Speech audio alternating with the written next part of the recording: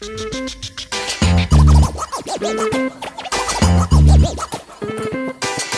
two, one. What's happening, everyone, and welcome back to the channel. Dan Stephen here with another review. We're going to be continuing our Mandalorian season 2 review of episode 6, The Tragedy.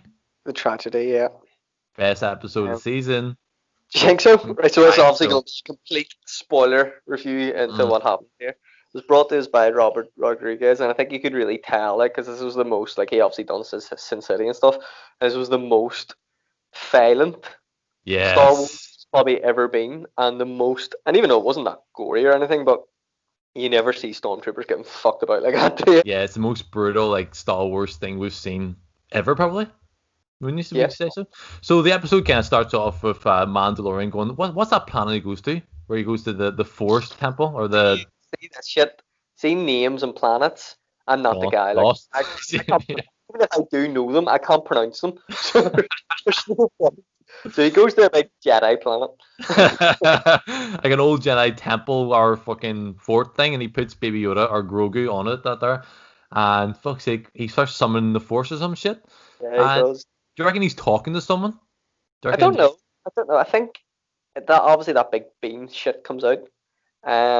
And I think it's supposed to reach out to any Force users, which could be anyone who uses the Force, bad or good.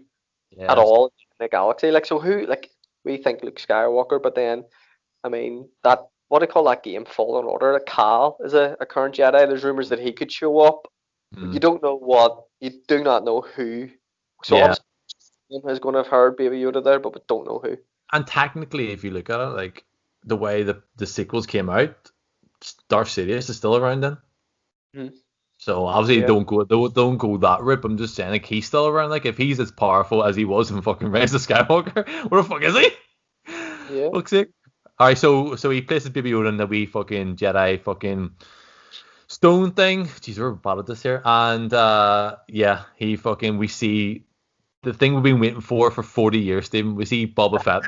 Boba fucking Fett. Waiting for 40 years, I would say. Even though I'm 27, I've been waiting for 40 years. Still been waiting. Pre-burn for this.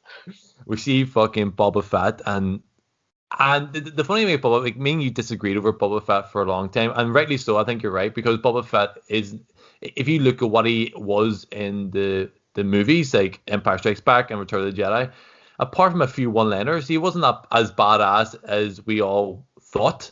Was he? Yeah. Like, people love him, and I love him. I think I love him because he is quite cool, and his armor is quite cool. And obviously, based on like comic books and stuff, and like stories in between all two, you kind of know he is a badass bounty hunter.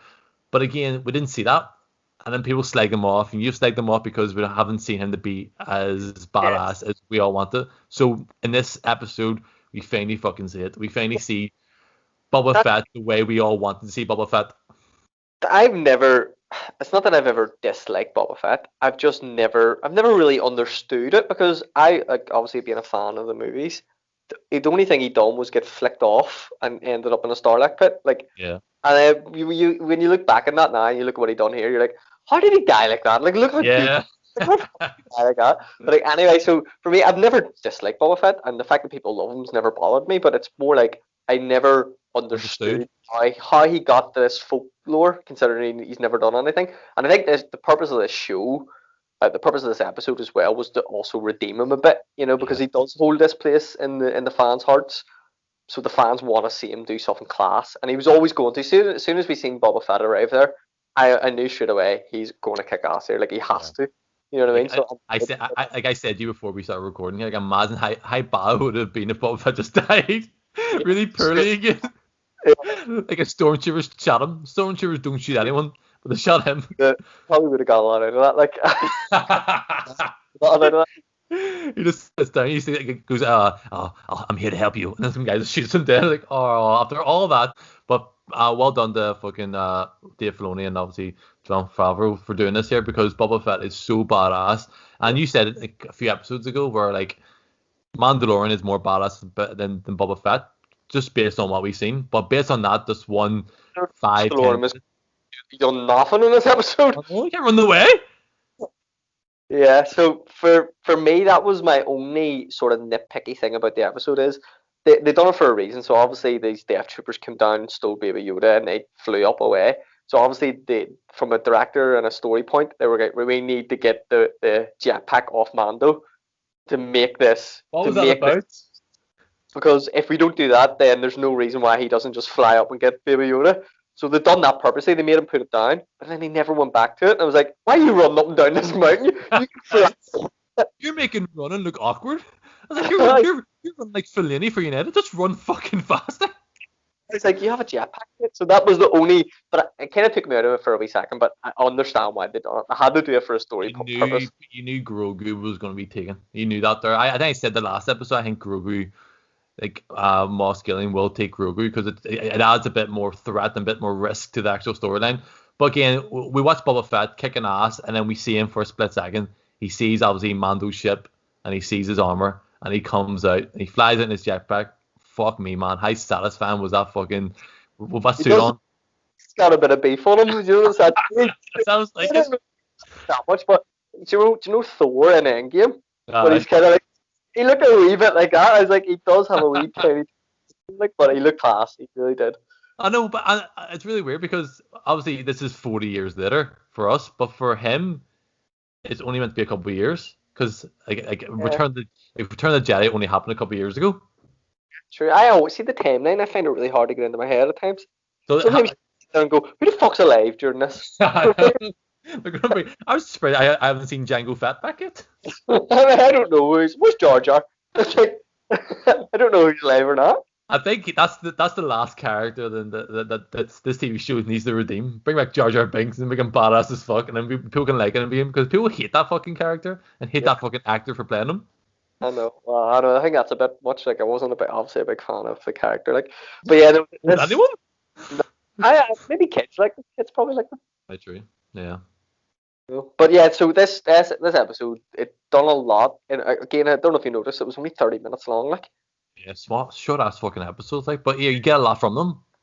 Yeah. So one thing that I would have thought would have been quite cool for Boba Fett is if he had have turned out to be working for the Empire.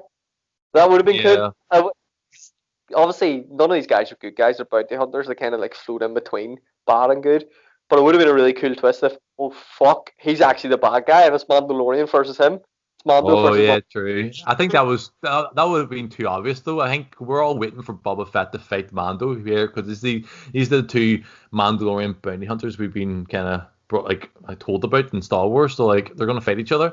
I kind of like the way like. At the end of it, he obviously says, okay, I'll stay with you and help you until we get the child back because that's what I promised. I'm like, fuck. We were always told that Boba Fett's this evil guy. And obviously he is a bad guy because he fucking kidnapped Han Solo and fucking froze him in carbonite and all that shit. But again, like, he was just getting paid. He didn't give a shit. He had no allegiance to the Empire, no allegiance to the Republic. He just wanted to get paid. And that's I love that line. He says, I'm just a simple man trying to make his way in the galaxy, which is obviously what Jango Fett said when he met Obi-Wan Kenobi in Attack of Clones. I'm like, fuck, is brilliant out there. So they did layer it with a decent bit of fan service because there was a lot of like, he kept telling you like about Jango a couple of times, which I liked. Yeah. But they were doing that for like the hardcore fans, so they can kind of. Yeah, exactly. I said to you before, this TV show's doing such a great job connecting all things Star Wars, from the prequels, sequels to the originals, and even the Clone Wars and Rebels especially. But it's also adding a different layer to Boba Fett. He's not just this basic evil bounty hunter. Like, you know, he had like some sort of a character arc as well, not too. And that's why he's like so. Like, he didn't give a shit about Mando and the child. He just wanted to get his suit back. So we thought he had this big, massive, overarching impact in the storyline. Like, he was working for Moss Gillian the whole time or something. Like, nah, he just wants his suit back. He didn't give a shit what's going on. But then he's like, sure, I'll stay with you and help you. I'm like, oh my god, the Mandalorian and Boba Fett are gonna fucking team up, man. What the fuck? What do you think of the ship getting blew up? I was like, that ship's been through so many things. Like, and it always eventually, boom, gone. He's so easy to. As I was thinking that, I was like, he just killed him he just blew up that ship so easy. What have the Empire been doing? Like, what has Moss Gillian been doing like this whole time? Like, that was easy as fuck. You could have easily killed Mandalorian whenever he put the baby, because every episode, Mando always puts the child somewhere and he goes and does something else. Why you just blow him up there? You just kill him, man. He hasn't done a great job looking after that kid at times. Like, he left him the other week. what's that about? Just left him in school. I was like, this is dodgy as fuck. But But then again, a kid, is he? You know what I mean? well, he's 55 years old or some shit, isn't it? He tore. I thought that was class at the end when Baby Yoda was just destroying those stormtroopers. Oh, yes. Man, I totally forgot that scene. Like that as well, because you could tell that our big bad guy wanted. He almost wanted Baby Yoda to kill those guys. Yeah, you think saying, wait, just let him do it, basically, aye. He's like, this is how we turn him to the dark side. Yeah, but I think this is definitely growing to the point where, like, by the end of the season, Baby Yoda's going to get most of his powers back, or he's going to obviously develop better in the Force. Like, even the first season, the first episode, or sorry, the first seasons, I can't remember what time he actually held that fucking rhino shit up. Like, up until now, look how strong he is with the Force, especially when he's angry and stuff. And obviously that relates to being the dark side.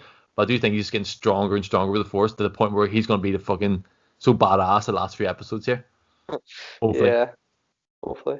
But again, then we'll get, before we go here anyway, before it leaves, obviously Mando's going to be chasing after Moff Gideon with Boba Fett to obviously break out the child. And obviously we've seen, like, we're told Bill Burr is going to come back into it. I'm like, yes, Bill Burr's class. So satisfied out there. I don't know why. His character wasn't that great. No, he was. That was an episode of Mandalorian that I didn't really like that much. Like that whole jailbreak. That was like, to me, that was complete filler. But then obviously they're bringing it back, so at least I do like that they're bringing characters back in, even if you haven't got an extensive background on them, you know them. You know what I mean? You kind of, you're like, well, we just know him as Bill Burr. Yeah. Yeah. Exactly. So what would you rate this episode out of 10? Well, I can't remember what I rated the last one. I know I like the Jedi Ahsoka episode better than I like this one. So I think I give that a 9. So I'll give this an 8. I'll give this 8.5. Okay, I'll give this a 9 just because I love Boba Fett, and the fucking child in me is just fucking so happy to see Boba Fett being as badass as I always expect him to be.